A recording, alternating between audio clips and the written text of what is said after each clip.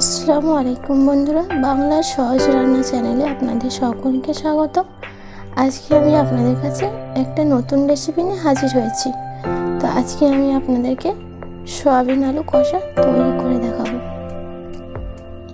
খুব কম সময়ে খুব সহজ পদ্ধতিতে আমি আপনাদেরকে সয়াবিন আলু কষা তৈরি করে দেখাবো। তো তার জন্য আমি এখানে কিছু উপকরণ নিয়ে নেব। তো সেটাই আপনারা আমাকে লক্ষ্য করে এবং তৈরি করার চেষ্টা করবেন। তো সবার প্রথমে আমি এখানে চুলো জ্বালিয়ে নিয়েছি, নিয়ে একটা কড়া বসিয়ে দিয়েছি, তাতে পরিমাণ মতো জল নিয়ে নিচ্ছি। জলটা নেওয়ার পরে আমি এখানে দিয়ে দেবো স্বাদ মতো লবণ। তো এখানে আমি 200 গ্রাম সয়াবিন নিয়েছি, তাই সেই পরিমাণে আমি এখানে নিয়ে নিয়েছি লবণ। জল আর লবণটাকে আমি ভালো করে একটু ফুটিয়ে নেব। তো জলটা ফুটে যাওয়ার পর আমি এখানে দিয়ে দিচ্ছি সয়াবিনটাকে আমি হালকা করে একটু সেদ্ধ করে নেব, যাতে একটু ভালো করে ফুলে যায়, ফুলে গিয়ে বড় বড় হয়ে যাবে আর একটু সেদ্ধ হয়ে যাবে। হালকা একটু সেদ্ধ করে নেব, বেশি সেদ্ধ করার দরকার নেই। তো এখানে কিছুক্ষণ রাখার পরে দেখতে পাচ্ছেন ফুটে গিয়েছে, সয়াবিনটাও বেশ ফুলে বড় বড় হয়ে গিয়েছে, তবে হালকা করে সেদ্ধ করে নিয়েছি। তো এবার আমি সয়াবিনটাকে একটা জায়গায় করে ছেঁকে নেব।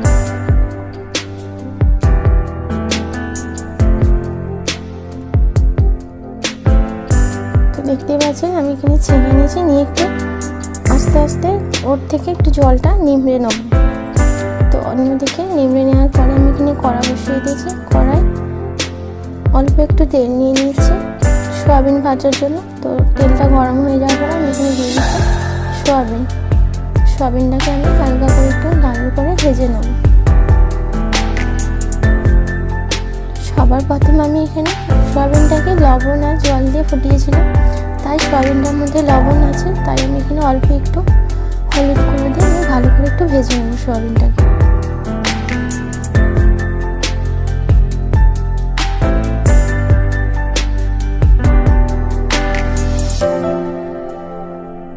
তো বন্ধুরা, আমি চুলাটাকে মিডিয়ামে রেখে এইভাবে নাড়াচাড়া করে আমি সয়াবিনটাকে একটু লাল করে ভেজে নিচ্ছি। তো আপনারা দেখতেই পাচ্ছেন এখানে ভাজা হয়ে গিয়েছে। তো এবার আমি সয়াবিনগুলোকে একটা প্লেটের মধ্যে বাট একটা জায়গায় তুলে নিচ্ছি।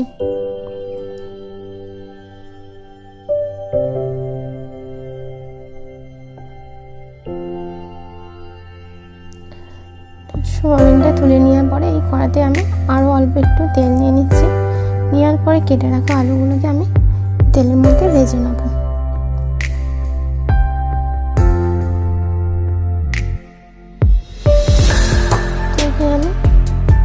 দুটো আলু নিয়ে নিয়েছি, সব আলুগুলোকে আমি তেলের মধ্যে দিয়ে দিয়েছি। এবার আলুগুলোকে আমি চুলাটা মিডিয়ামে রেখে আমি হালকা করে ভেজে নেব। তো তার জন্য আমি এখানে দিয়ে দিচ্ছি স্বাদ মতো লবণ, আর দিয়ে দেবো অল্প একটু হলুদ গুঁড়ো। লবণ আর হলুদ গুঁড়ো দিয়ে আমি আলুটাকে ভেজে নেব।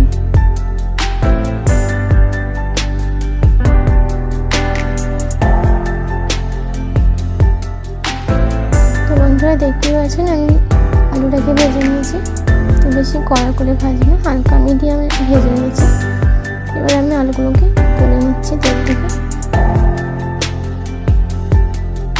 বন্ধুরা, আলুটা তুলে নেওয়ার পর কড়ার মধ্যে যে তেলটা আছে, তো এখানে সয়াবিন কষার মতো পরিমাণ মতো আমি তেল নিয়ে নিয়েছি।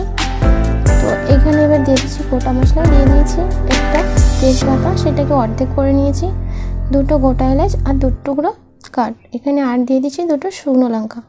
তো শুকনো মশলাগুলোকে আমি একটু ভেজে নেবো তেলের মধ্যে।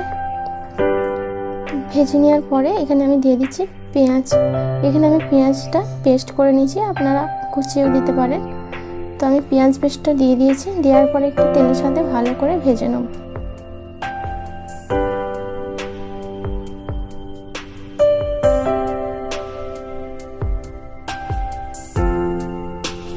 তো এখানে আমি পেঁয়াজটা একটু লাল করে ভেজে নেব। তো এইভাবে নাড়াচাড়া করে আমি পেঁয়াজটাকে লাল করে ভেজে নিয়েছি। ভেজে নেওয়ার পর এবার আমি দিয়ে দেবো আদা রসুনের পেস্ট 1 চামচ।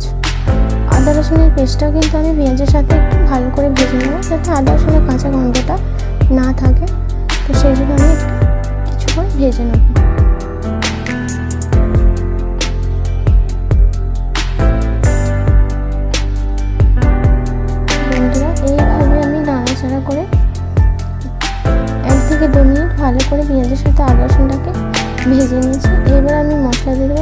স্বাদ মতো লবণ, হাফ চামচ হলুদ গুঁড়ো, হাফ চামচ লঙ্কা গুঁড়ো, আর দিয়ে দেবো কালার হওয়ার জন্য হাফ চামচ কাশ্মীরি লঙ্কার গুঁড়ো, হাফ চামচ ধনে গুঁড়ো, আর হাফ চামচের একটু কম জিরে গুঁড়ো।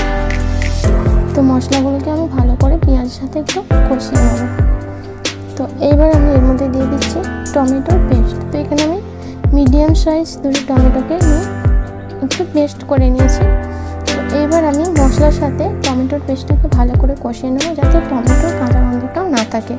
তো আমি ভালো করে নাড়াচাড়া করে কিছুক্ষণ ধরে একটু টমেটোটাকে পেঁয়াজের সাথে কষিয়ে নেব।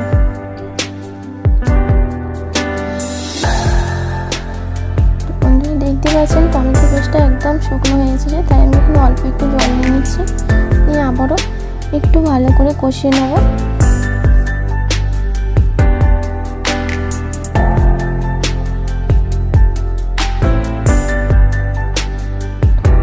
মশলাটা কষানোর পরে আমি এর মধ্যে দিয়ে দিচ্ছি ভেজে রাখা আলু। তো আলুটাকে আমি 5 থেকে 7 মিনিট গ্যাসটা মিডিয়ামে করে ভালো করে একটু কষিয়ে নেবো, যাতে মশলাটা ভালোভাবে আলুর সাথে মিশে যায়। তো সেই জন্য আমি কিছুক্ষণ 5 থেকে 7 মিনিট ভালো করে একটু কষিয়ে নেব। তো বন্ধুরা আপনারা দেখতে পাচ্ছেন আমি বেশ কিছুক্ষণ আলুটাকে অল্প করে একটু জল দিয়ে ভালো করে কষিয়ে নিয়েছি। তো আমি আবারও এখানে অল্প করে একটু জল নিয়ে নিচ্ছি, নিয়ে ভালো করে আলুটাকে কষিয়ে নিচ্ছি। তো 5 থেকে 7 মিনিট আমি আলুটাকে কষিয়ে নিয়েছি। তো এইবার আমি এর মধ্যে দিয়ে দেবো ভেজে রাখা সয়াবিন। তো সয়াবিনটা আমি আলুর সাথে দিয়ে আমি আবারও কিন্তু 5 মিনিট ভালো করে একটু কষিয়ে নেব।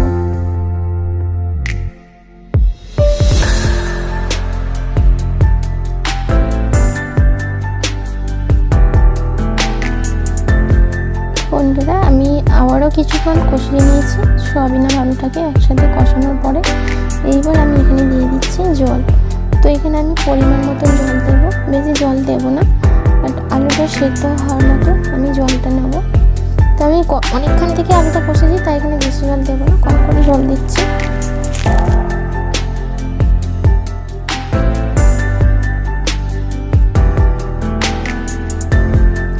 এখানে আমি পরিমাণ মতন জল নিয়ে নিয়েছি। তো এইবার আমি ঢাকনাটা ভালোভাবে কুক করে নেব।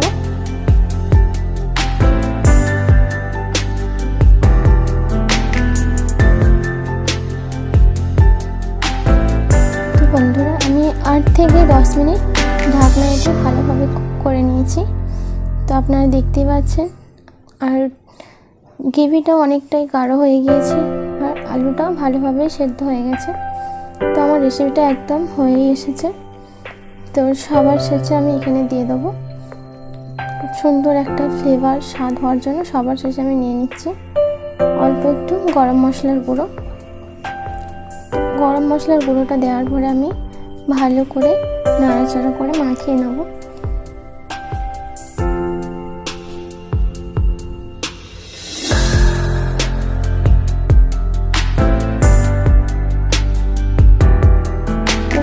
সবার শেষে আমি এখানে নিয়ে নিচ্ছি 1 চামচ পরিমাণ ঘি। আর ঘিটা দিলে সুন্দর একটা ফ্লেভার আসবে, আর খেতেও খুবই মজাদার। তো বন্ধুরা আমি আমার মতো করে খুব কম সময়ে খুব সহজ পদ্ধতিতে আমি আপনাদেরকে এই সয়াবিন আলু কষা তৈরি করে দেখিয়েছি। বাট তোমাদের কেমন লেগেছে সেটা অবশ্যই আপনারা আমাকে কমেন্ট করে জানাবেন। এই রেসিপিটা এমন একটি রেসিপি যা ছোট বড় সকলেরই খুব পছন্দের। এমনকি ছোটরা সয়াবিন খেতে খুবই ভালোবাসে এবং খুব পছন্দও করে। তাই বলছি অবশ্যই আপনারা বাড়িতে তৈরি করবেন এবং আপনার বন্ধুদেরকে এই রেসিপিটা শেয়ার করে দেবেন। আর আমার চ্যানেল যারা নতুন দেখছেন বা আমার চ্যানেলে যারা নতুন এসেছেন তারা অবশ্যই আমার চ্যানেলটিকে সাবস্ক্রাইব করে দেবেন, লাইক আর শেয়ার করে দেবেন। আর সবার প্রথমে আমার ভিডিও পেতে নোটিফিকেশন বেল বাটনে ক্লিক করে দেবেন, যাতে সবার প্রথমে আমার এই রেসিপিটা আপনাদের কাছে পৌঁছে যায়।